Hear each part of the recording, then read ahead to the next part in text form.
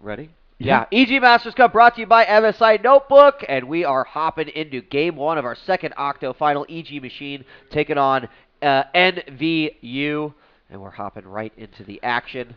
It's going to be on Scrap Station because EG.Machine did have the choice of map first. He was the higher seeded player, so he's going to go straight up for the most Zerg map ever created in any version of StarCraft. And just to kind of point out, for those of you who like to look into their crystal balls and see the future, in this bracket, on the other side of it, the winner of this will go on to face either VT Destro or QXC. But I believe that will be played tomorrow, so we're going to have to wait, sit on our hands for that one. How disappointing. Yes. What a tease. Looks like EG.Machine is sending that first Overlord directly to his opponent because there's exactly one other starting location, as EG.Machine is at the right position as the red Zerg. In the north position, we have NVU as the blue Protoss. Now, one thing to note, EG.Machine is almost always an unknown because he never ladders, ever. He only plays private games. So of all people, I think, in this entire tournament, he is most used to the mentality of playing one person multiple times in a row, aka the best of 5 scenario. Yeah, that's actually a great point as well. Probably a format that he's going to be very comfortable with. And as you mentioned, it gives our players a little bit more a dynamic ability to kind of do what they want. They can have some fun or try some unorthodox things in the opening maps. They can always fall back on their standard play. Meanwhile, we have the first probe making their way in here and seeing exactly what is up. Now, Machine looks like he is going to definitely be going for a fast expand here. As you can see, this probe trying to get down there. He does have enough to block it with the pylon. Not anymore, but there's not enough for a hatchery, so just kind of maybe faking his opponent out. Yeah, because the pool has gone down. Now, even though the pool has gone down, and it looks like, oh, there's the pylon going down, I still think that this is a great decision. Almost always you're going to have enough money to build the hatchery before your pool's done, so it's an extremely smart move by NVU to just forcibly delay that. And we do see that NVU is going for the 1-gate fast gas, so still a lot of potential for deviation, but very clearly not expanding himself at this point. Pylon was canceled. Drone just sitting around waiting to go ahead and put that hatchery down. 300 minerals would be nice. He does get it down right as the probe comes in and spots it. Meanwhile, Overlord seeing pretty much everything that's happening on the Protoss side as the gateway warps in, and Psycor likely going to go down next, and there it is. So pretty standard opening for the Protoss here, while Machine, no gas, and just his expansion down. Yeah, and it looks like continuing to plant down some good old drones and Zerglings, and honestly, I am the biggest fan of very late geysers in all Zerg matchups. Players relying more on queens, spine crawlers, and lots of drones and economy over something like getting, a kind of middle-ishly timed Zergling speed. Either way, no problem with doing any sort of fast Zergling speed because on this map the distances are so huge. And ooh, looks like NVU doing a nice little gate core gate wall at his front door.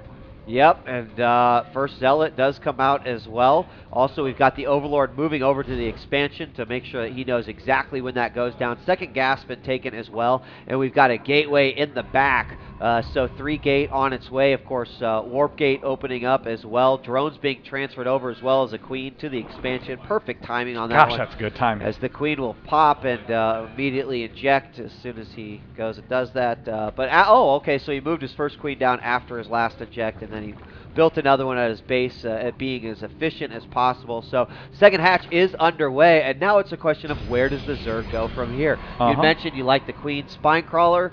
We do see the spine crawler going down. Speed has just now been started, and rightfully so. He didn't have to use speed at any point up to this point, 5 minutes into the game. Now, it does look to be the case that NVU is doing the Protoss standard. 3 warp gate, get a lot of gas at the start of the game with those fast 2 assimilators, so you just spend all your gas on sentries, then spend your minerals on a fast expo. You can even do a little bit of aggression, a little bit of pushing. That's why it's so essential to have that metabolic boost upgrade up early on, so that way you can pick off any probe that's trying to build a pylon near your base. That's a pretty nice wall off there. I like that for the Protoss. Probe going out now, going to drop the Nexus when he's got the economy and the money to do it. And we hear the warp gates opening up right now here for our Protoss player. So he's not going to drop the Nexus yet. He is not going to go for an expand. That's actually a little bit of a blunder. That probe that went to mine Yeah. has just returned back home and is going, oops, how embarrassing. Going to return back home and build the Nexus. That was my job. Looks like the layer's also going down for EG.Machine. There are those 2 extractors down. And as usual, the trademark of a good Zerg is the Zerg who waits till the last frickin' minute to begin building anything.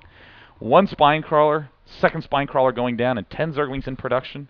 And 40 drones out already. Yeah, I like this. Is he going to move forward? 5 sentries, 3 zealots here at the Zelnaga Tower. Meanwhile, we do have some more lings, but not a lot in production. The lair is going down, and then more spine crawlers coming out. I mean, look at this wall of spine crawlers here. And I like this a lot. If at least one more of these will probably finish before he comes up here. And if he just decides to wait there, that's going to be a really nasty wall to try to attack through. So I like that decision-making by Machine. Real struggle right now is how is Protoss going to be able to deal with a huge swell of Mutalisks. Machine is generally a large Mutalisking player, but no, I'm wrong. He's going for Hydralisks. This is actually not an opening that we've seen often at all from Zergs lately. Most of them are going for Roach Burrow plays. The remaining stragglers are still making Mutalisks, but going for the fast Hydra, this is like a very old way to play. This is actually the way Machine had played most of the time in the early days of the beta, going for Spinecrawler Hydra pushes, but it looks like he's going to try to pick off that wall in the middle, do a Spinecrawler Hydra push himself, and now NVU is going to try to do a little bit of aggression. Yeah, he moves forward, and those spine crawlers really get to work there. Probe's going to try to make his way in, gets taken out as well. More Zerglings coming out. He's going to go ahead and get Groove Spines, which of course is the range attack for the Hydras. And I do kind of like this, because if you could get that creep going through the middle, take down those rocks quickly, as long as you have the speed there, you know, I think that's an awesome decision. Plus, what do people expect? Well, they expect Zerg to do mutas. So we're going to have the spine crawlers moving back here, as it looks like the Protoss NVU is now going to be focusing on the rocks here, and Machine is just going to react accordingly, but don't overreact.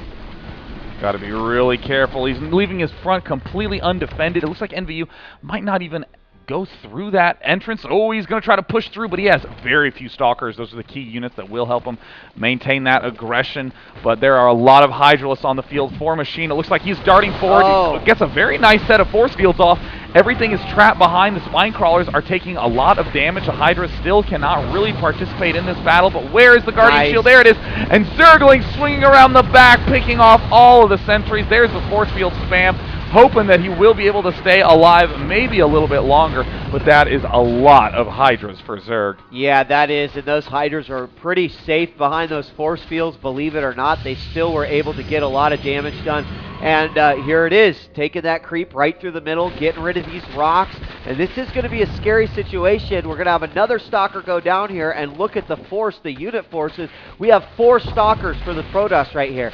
So look at this right here in the middle. Awesome. A ridiculous amount of Zerglings and Hydras, and he's moving forward the spine crawlers as the creep continues to spread forward. This is going to be oh so not great for the Protoss. Oh, what a juicy little build by Machine. Darting forward, the Hydra play was so well timed.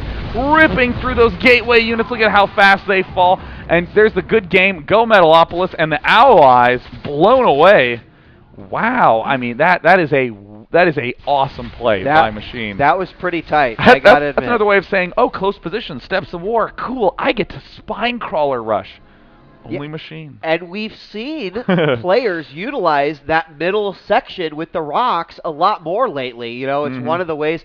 I just think, you know, when you've got Zergs, you're like, oh, it's scrap station. I've got to go muta now. Anytime you go against the grain like that, I think you're going to throw off your opponent. You're going to show, obviously, his power, the micro in the early game, and then at that point, devastating against the Protoss here.